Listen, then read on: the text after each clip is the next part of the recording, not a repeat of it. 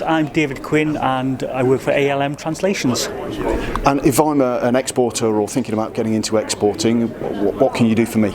Well, basically, you're going to at some point have to speak to your customer in their own language. I think the UKTI figures are that 95% of even Europeans like to buy in their own language.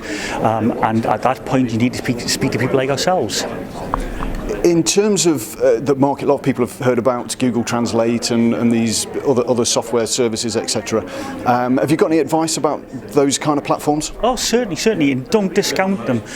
There is a spectrum in the translation world now between 100% machine translation, where you're looking at something like Google Translate, to 100% human translation, where you're looking at something such as a marketing material, where you need to speak to people in their own language and adapt it for the local environment. And if you're just getting information in, if you're trying to sell, for instance, to Russia, and you're getting emails and you don't know whether they're trying to be a customer or they're trying to sell to you, run it through something like Google Translate, and you'll get to about 70% correct. So you'll understand it. If you need to reply, then you're probably going to find that replying with something which is about 70% correct isn't going to be enough. If you just think of your English documentation, if you think of your own website in English, if it contained 30% errors or 30% of unclear text, then you wouldn't expect people to buy from you. And the same is true if you're speaking to people in other languages quite evidently.